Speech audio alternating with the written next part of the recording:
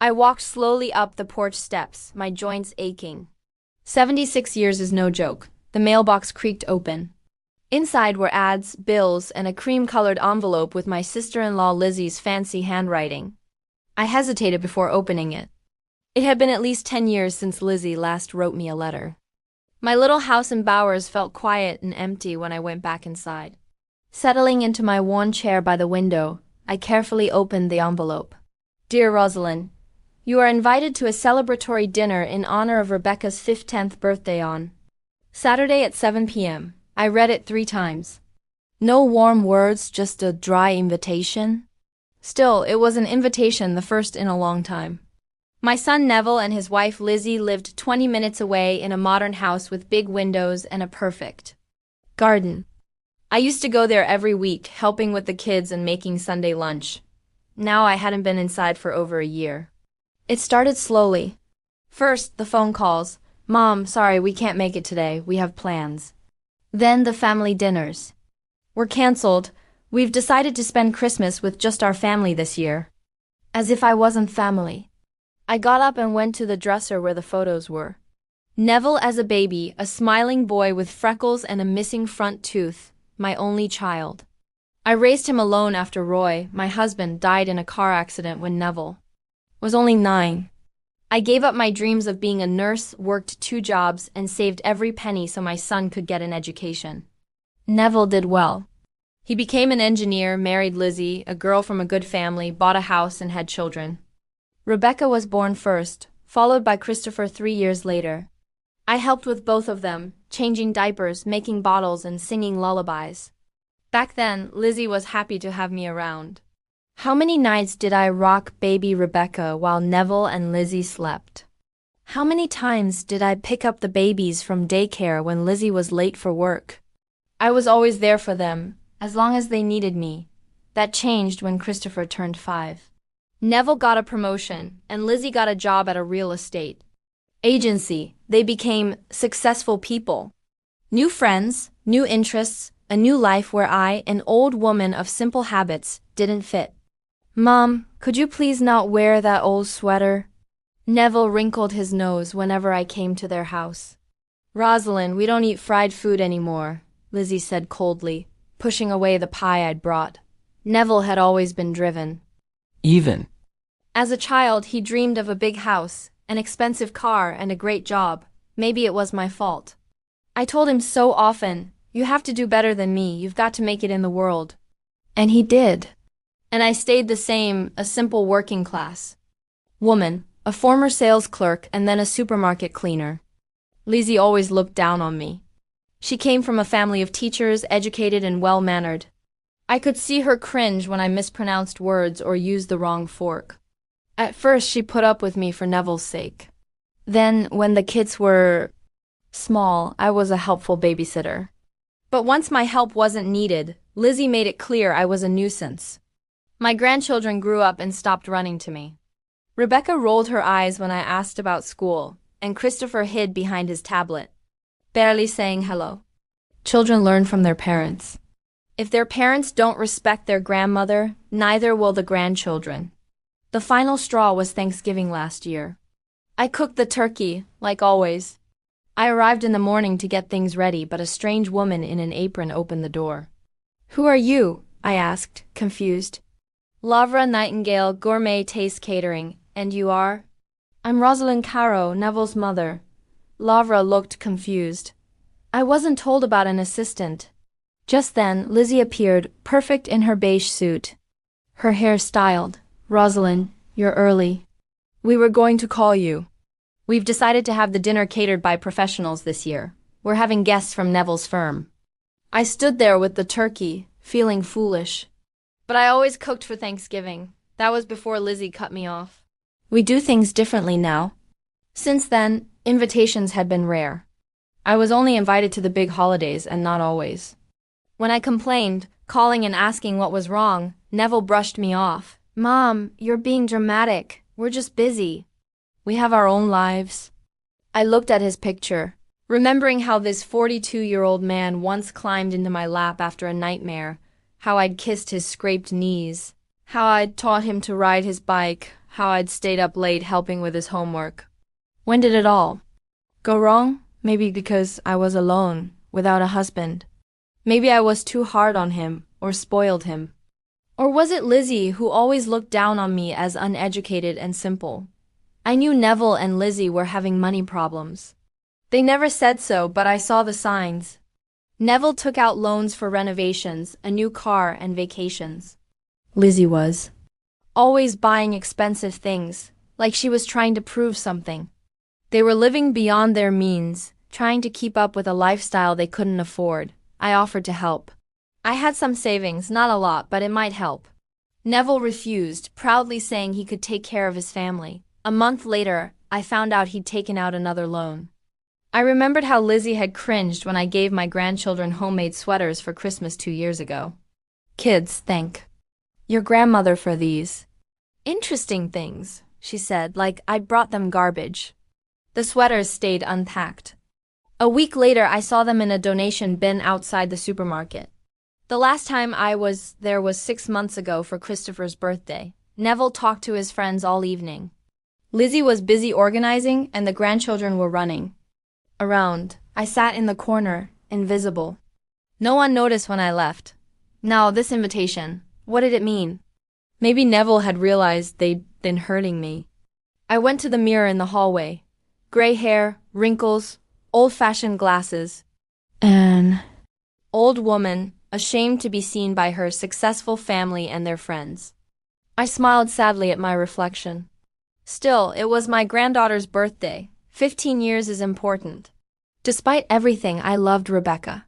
I remembered holding her tiny body when she was born, teaching her to say her first words, reading her bedtime stories. Rebecca was a sweet child. When she was 7, she found an old picture of her Grandpa Roy, whom she never knew. "Grandma, was Grandpa kind?" she asked. "He was the kindest man I've ever known," I said, my voice shaking. Rebecca put her arms around me. "Don't cry, grandmother. I will love you for 2. What happened to that sweet little girl? Where did her kindness go?" Now, at 15, she was a copy of her mother, cold and distant, seeing me as an embarrassing reminder of her humble beginnings. And Christopher, at 10, was an inquisitive boy, asking 1,000 questions.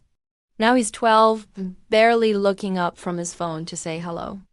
I've made up my mind. I'm going to that dinner. Maybe it's a chance to fix things. One last chance. But what to wear? My closet wasn't much to pick from. I chose a dark blue dress with a white collar that I'd been saving. It was a little old-fashioned, but clean and neat.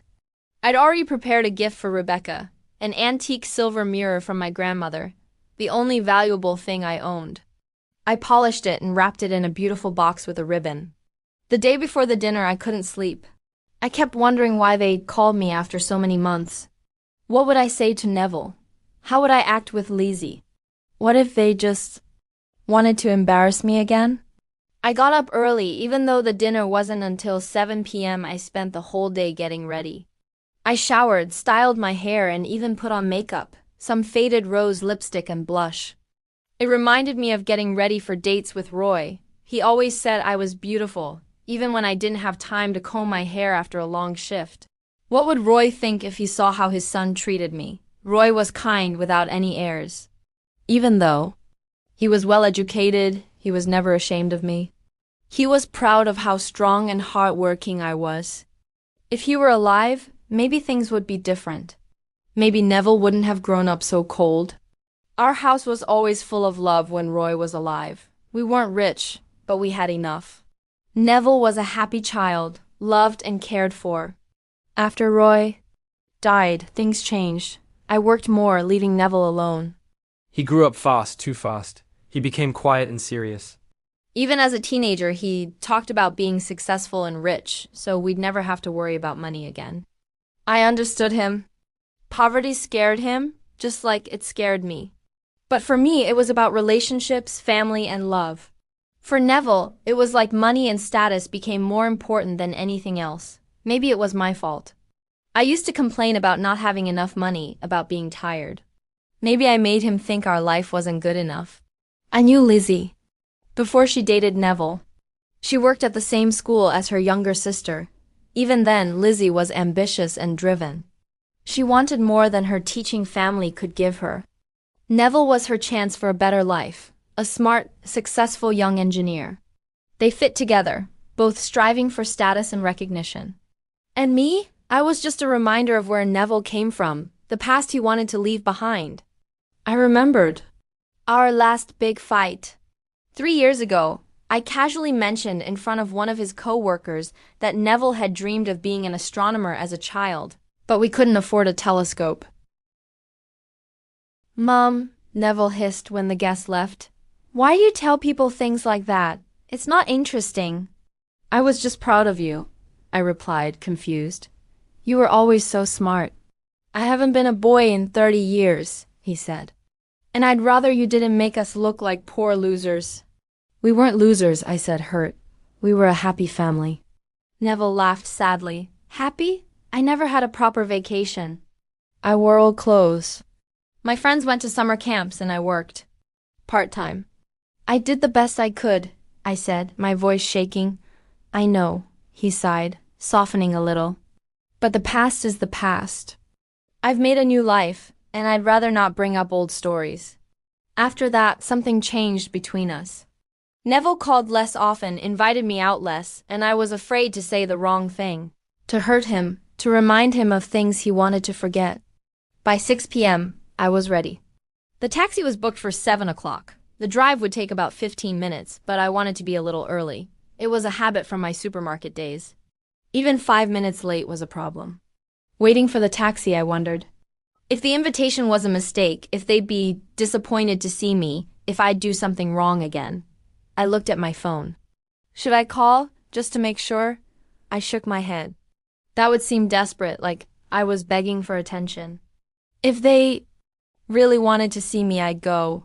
If not, at least I'd know. The taxi arrived on time. The driver, an older man, opened the door for me. On the way, he asked where I was going. To my son's house for a family dinner, I replied, trying to sound happy. That's wonderful, he smiled. Family is the most important thing. I nodded. Unable to answer, was I still part of Neville's family? My son's house came into view, big and modern, with perfectly trimmed bush. The kind of house you see in magazines. Neville had done well, but at what cost? The taxi stopped at the gate. I paid, leaving a generous tip. The driver wished me a good evening. If only he knew, there were several cars in the driveway. Guests Were arriving.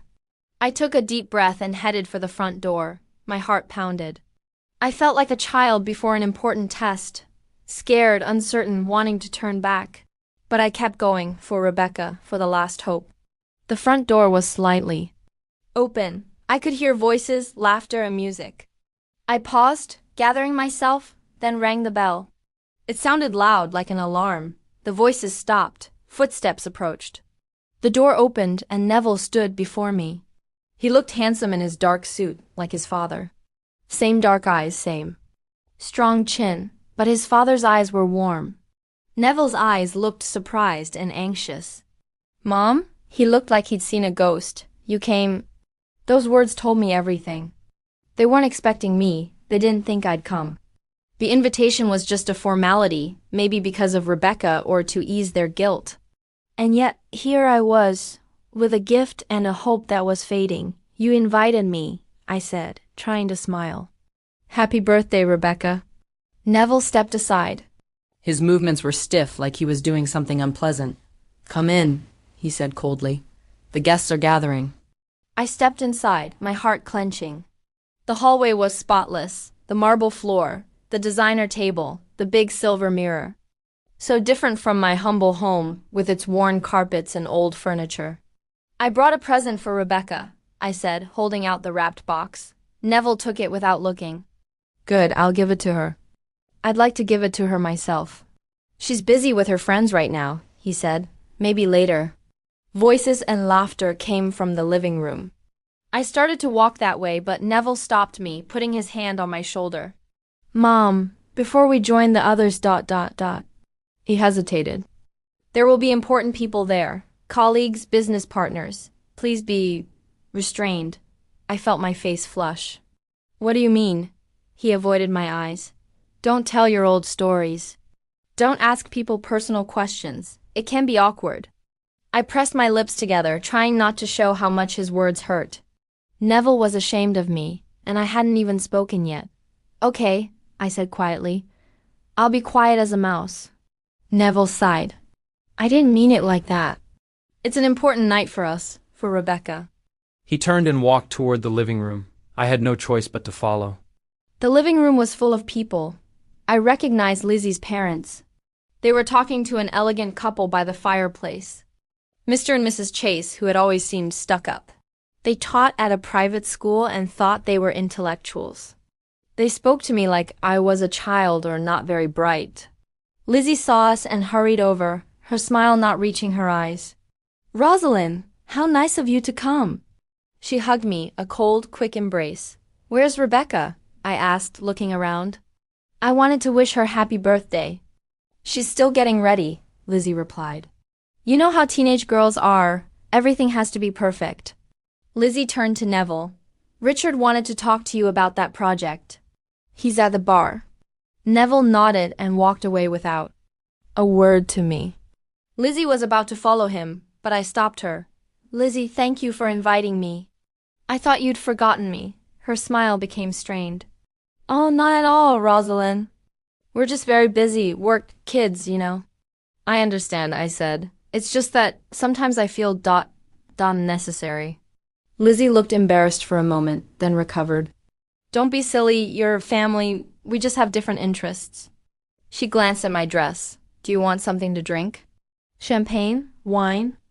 Wine would be nice, I agreed. Great. Wait here. I'll get it. Lizzie left, leaving me alone in the middle of the living room. I felt uncomfortable. Some people looked at me curiously, others with barely hidden disapproval. I was a stranger at this celebration. Looking for a quiet corner, I walked to the far end of the room, where some chairs were.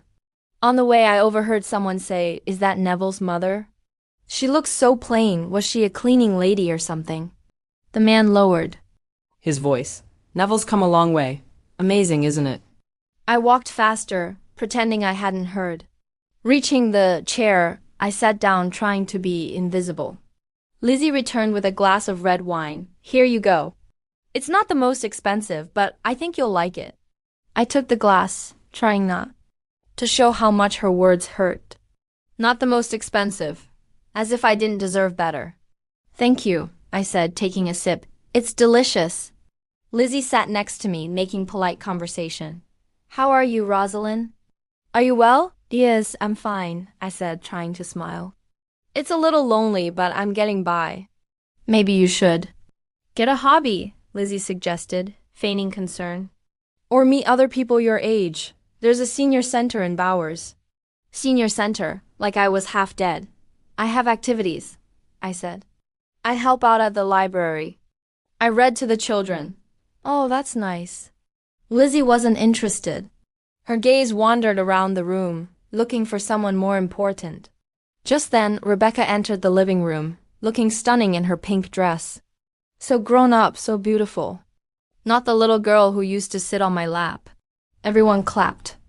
Lizzie jumped up and hurried to her daughter, leaving me alone. I watched Rebecca receive congratulations, hug her friends, and pose for pictures. I wanted to hug her, to tell her how proud I was, but I held back, afraid of being rejected. Finally, I stood up and walked through the crowd to Rebecca. She saw me when I was close. Her eyes flashed with joy, then became wary. Grandmother, she said, letting me put my arms around her. You came? Of course, I smiled. I wouldn't miss your birthday. Yeah, I guess so. Rebecca looked at her friends who were watching us. I have a present for you, I said. Your father was supposed to give it to. Oh yeah, Rebecca said, uncomfortable. Thanks, I'll look at it later. We're going to take a group photo now. She walked away. I stood there, my smile frozen. Don't take it personally, someone said. Teenagers are selfish. I turned around. An older woman, about my age, with kind eyes and neatly styled gray hair, was standing next to me. I'm Nora, Aunt Lizzie. And you must be Neville's mother, Rosalind. Yes, I said, shaking her hand. Nice to meet you. Likewise, Nora smiled. I feel a little out of place here, too. Too many young people. I was relieved to find someone like me. I know, I said. Sometimes I feel like I'm speaking a different language. We talked for a while.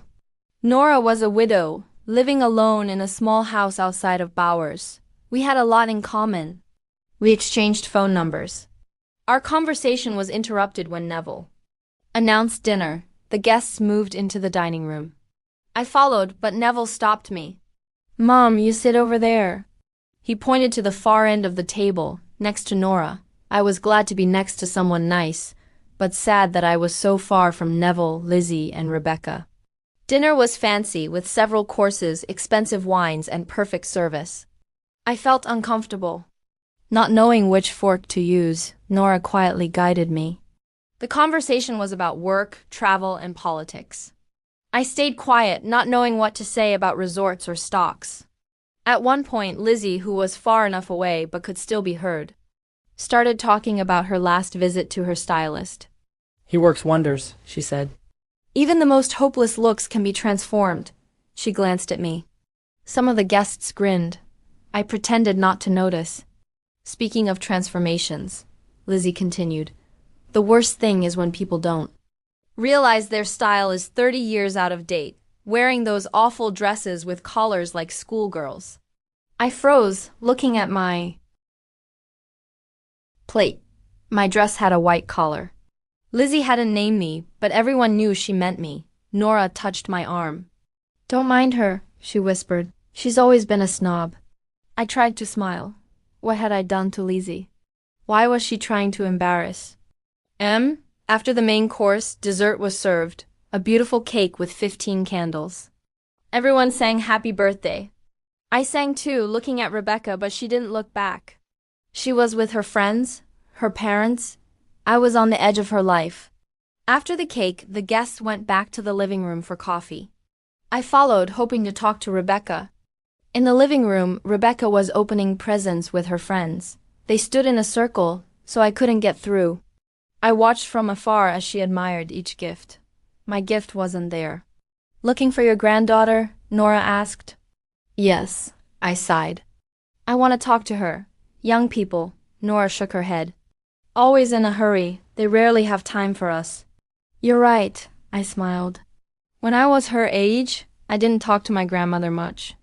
There was more respect for elders then, Nora said. These kids think the world revolves around them. I didn't answer. The world was changing. The new generation had different values. Just then, I saw Lizzie talking to a woman, glancing at me. They laughed. I felt like they were laughing at me. Don't mind her, Nora said. Lizzie's always been like that. Why does she dislike me so much? I asked. Nora shrugged. Maybe she's jealous. Mothers are jealous of their mothers-in-law. But I've never interfered. It's not about what you do, Nora said. It's about how she sees it. Lizzie wants to be the center of attention.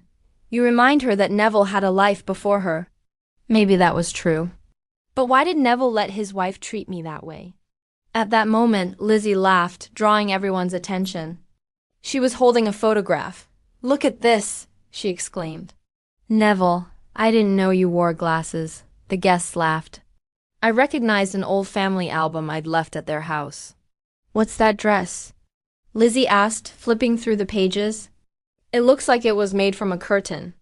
I walked over angry. That's my scrapbook. Lizzie looked surprised. Rosalind, I was just showing how cute Neville was. Look at this picture. She held out the album to a picture of Neville and me in front of our old house. I was wearing a simple dress and glasses. Yeah, I said, picking up the album. Before his graduation. 70s fashion. We couldn't afford fancy things, but we were happy. Lizzie looked embarrassed, but recovered. It's not how you look. It's how you feel. Exactly, I said, closing the album. Thank you for keeping it. Actually, I found it in the attic when we were cleaning, Lizzie said. I was going to throw it away, but I thought you'd want it. Throw it away. She wanted to throw away our memories. Yeah, I said. Thanks for not throwing it away. Lizzie smiled and turned to the guests. Who wants champagne? We have some good vintage. The guests followed her. I stood there feeling like I'd been punched.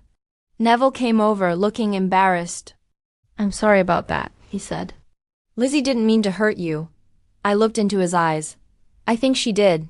Neville sighed. Mom, don't start. It's Rebecca's night. Let's not make a scene. His wife had humiliated me, and he was worried about a scene. I've never made a scene, Neville, I said. I've been quiet. When your father died and we had to cut back, I didn't complain. When I worked 16 hours a day so you could go to school, I didn't complain. When people looked down on me, I didn't complain. Neville looked pained. Mom, please. But I couldn't stop. Now that your wife is mocking me, are you afraid I'll make a scene? Lizzie didn't mean anything, Neville said. She's just different. She grew up in a different environment. That justifies her behavior. I shook my head. Neville, when did you become so uncaring? My son looked annoyed. I'm not uncaring. I just don't want to make a big deal out of it. Lizzie showed some old photos. What's so terrible? It's about respect, I said. The way she treats me, the way she talks to me, like I'm a loser. Neville ran a hand through his hair, a gesture from childhood. Mom, this isn't the time or place. Let's just enjoy tonight. Enjoy? How could I enjoy an evening where I was humiliated?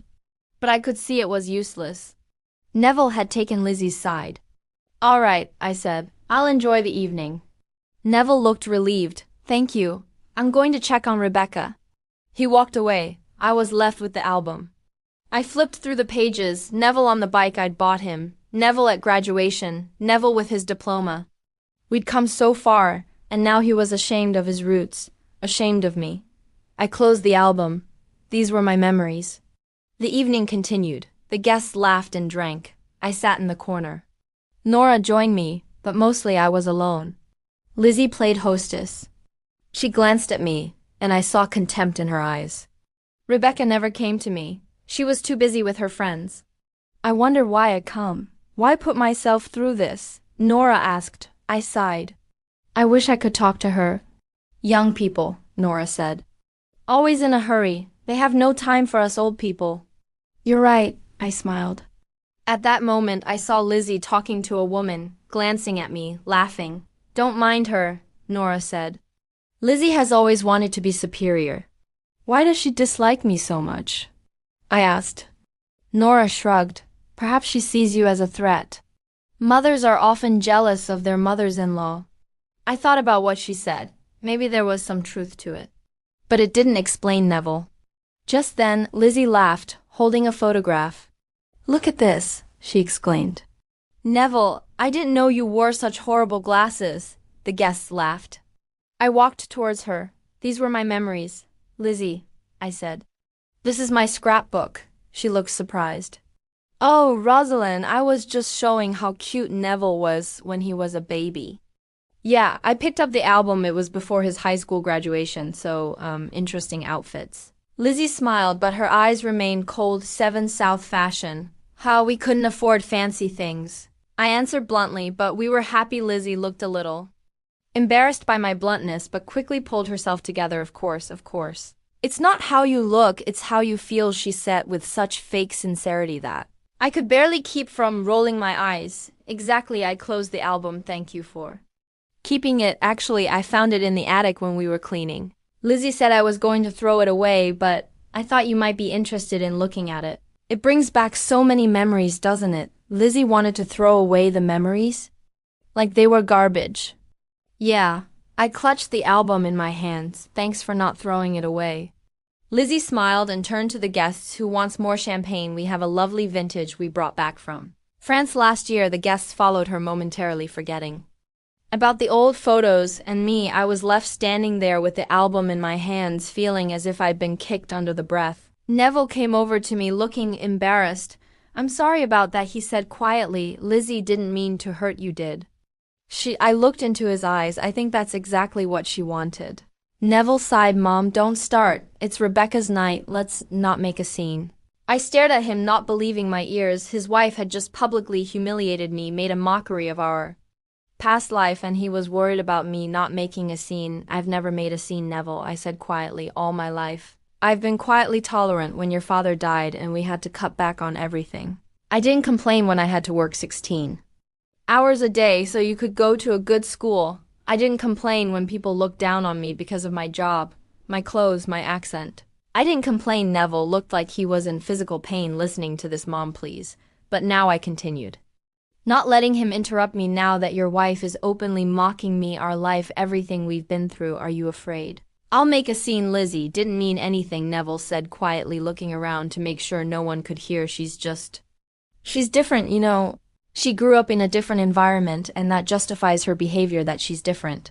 I shook my head. Neville, when did you become so indifferent? My son looked annoyed. I'm not indifferent, I just don't want to make a big deal out of it. Lizzie showed some old photos, made fun of the fashions of the day. What's so terrible about that? It's not about the pictures. Neville, I tried to get through to him. It's about respect, the way she treats me, the way she talks to me, the way she looks at me like I'm some sort of loser that I'm ashamed to show my friends. Neville ran a hand through his hair, a gesture he'd done since childhood when he was nervous or angry. Mom, this isn't the time or place for this conversation. Please, let's just enjoy tonight. Okay, enjoy? How could I enjoy an evening where I was constantly humiliated and ignored, where my own son was ashamed of me, but I could see it was useless to argue. Neville had already taken Lisa's side, as he had always done in recent years. All right, I said, giving up. I'll enjoy the evening. Neville looked relieved. Thank you. I am going to go check on Rebecca. He walked away, leaving me alone with the album in my hands. I flipped through a few pages, looking at the pictures of our past lives. Neville on the bike I bought him for Christmas. Working overtime for a month. Neville at graduation, so proud in his rented suit. Neville getting his college diploma. The first in our family to earn a college degree. We've come such a long way, overcame so many hardships, and now he stood there among the rich and successful, ashamed of his roots, ashamed of me. I closed the album and clutched it to my chest. These were my memories, my life, the only thing I had left. The evening continued. The guests laughed, talked, drank expensive champagne. I sat in the corner watching it all. As an outsider, Nora occasionally joined me, but most of the time I was alone. Lizzie continued to play the part of the perfect hostess. She flitted from one guest to another, laughing, keeping the conversation going. Occasionally she glanced in my direction, and each time I saw the same thing in her eyes, contempt mixed with irritation at my presence. Rebecca never came up to me. She was too busy with her friends, her gifts, her life in which there was no room for Grandma. I began to wonder why I had come at all, why put myself through this humiliation. No one here was happy to see me, no one needed my presence. As the evening wore on, I felt more and more alone, every minute surrounded by these noisy, cheerful people. It was as if they existed in some other dimension, the dimension of expensive suits, traveling to exotic countries, and talking about things I had no idea about. I was still sitting in my corner, holding my family album, looking through the old photos. I tried to figure out at what point everything went wrong. At what point my son, my little Neville, had turned into this cold, indifferent man who was ashamed of his mother. Rosalind, are you all right? Nora reappeared beside me. You look upset. I'm fine. I tried to smile. I'm just a little tired. Parties like this are exhausting at my age. Nora nodded understandingly. I know what you mean. After 10 o'clock at night, I'm usually in bed with a book, not at a social gathering.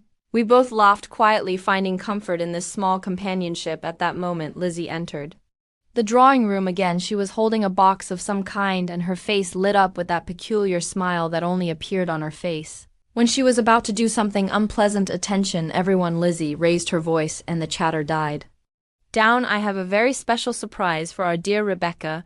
It's a family heirloom that has been passed down in our family for generations. I tensed as I saw Lizzie ceremoniously open the box and pull out a dainty silver necklace with a heart-shaped pendant. It's my great-grandmother's necklace. Lizzie continued, looking at the impressed guests. It was passed down through the female line to her eldest daughter on her 15th birthday. And today I am proud to pass it on to you, Rebecca. Rebecca approached her mother, her eyes shining with delight. Lizzie clasped the necklace around her daughter's neck, and everyone applauded. I sat frozen with shock. It was cruel even for Lizzie to so defiantly emphasize that family traditions and heritage were important to her, but only her own. My gift for My grandmother's silver mirror was never given to her. It was a family heirloom too. the only valuable thing I had. Neville walked over to his wife and daughter, hugging them both. They stood there, the perfect family, posing for the pictures the guests were taking without me. It was like I didn't exist. Something inside me snapped. I couldn't sit there any longer pretending everything was okay. I stood up, holding the album tightly, and headed for the exit. I needed fresh air. Needed to get away from this humiliation for a little while. As I passed a group of guests, I heard one of the women say, "Who is that old lady? I've seen her here all evening, but she doesn't talk to anyone." "That's Neville's mother," answered a man's voice. "He rarely mentions her. They don't seem to be very close." I quickened my pace, tears welling up in my eyes. Not very close, what delicate wording. For what had happened between us, my own son had cut me out of his life, and everyone knew it. I walked out into the hallway, intending to find a private place to gather my thoughts, but there I ran into Lizzie, who was escorting a guest out, Rosalind. She looked at me with feigned concern. "Are you leaving already?" "No," I shook my head. "I just wanted to get some rest. Lots of people. It's noisy, of course." Lizzie smiled, her fake smile. "At your age, such events must be exhausting. Maybe you should go home. I can call a cab even now." Even after all her barbs and humiliations, she kept trying to get rid of me. "I'm fine," I replied firmly. "I want to stay for my granddaughter's birthday party." Lizzie pressed her lips together, clearly unhappy with my answer. "It's up to you. Just try not to draw attention to yourself, okay? Rebecca should be the center of attention tonight, not..." She didn't finish her sentence, but her gaze spoke for her. "Not an old woman in old-fashioned dress, I understand," I said, trying to keep my dignity. "I'm not going to interfere with the festivities." "Good." Lizzie nodded. "And one more thing, why don't you leave this album here?" She pointed to the family album I was still holding. "It looks so old. It doesn't fit the atmosphere." That was the last straw. I clutched the album tighter to my chest. "No, Lizzie, this album is part of my life, part of Neville's life. And I'm taking it with me." Her eyes narrowed. "You know, Rosalind, sometimes I think you're trying to ruin everything on purpose. We invited you over as a courtesy, and you act like you have some kind of right in this house." "Rights?" I couldn't believe my ears. "I'm Neville's mother. Rebecca's grandmother, of course. I have rights in this family." Lizzie laughed cold and hard. "Listen, Rosalind, Neville and I are family. Rebecca and Christopher are our family. And you're just an old woman who can't let go of the past." I recoiled like a blow. Her words hurt deeper than any physical pain. "How dare you..." I began, but Lizzie interrupted me. "No. How dare you spoil my daughter's party with your pathetic looks and your pretenses? Do you think Neville hasn't told me how you..." Lizzie turned and left before Rosalind could respond, her heels clicking against the marble like punctuation marks of disdain. Rosalind stood frozen, still holding the album. Her heart beat slowly now, not with sadness, not with rage, but with clarity.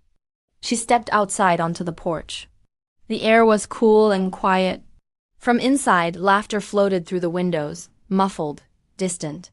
The kind of laughter she once knew. She looked at the sky, full of stars. "I raised a man who forgot where he came from," she whispered. "But I won't forget who I am." She walked toward the gate, phone in hand. She texted Nora, "Thank you for being kind tonight. Would love to have tea sometime." Then she called a taxi. As she waited, she opened the album one more time. Her fingers brushed across the photo of Neville on his first bicycle, both of them smiling. A tear slipped down her cheek, not from pain but from release. Sometimes family is not the one that shares your blood, but the ones who see your worth. In a world chasing perfection, never be ashamed of where you came from, because dignity doesn't wear designer clothes. It wears a kind heart. The taxi arrived. Rosalind got in, not broken, not defeated, but finally free.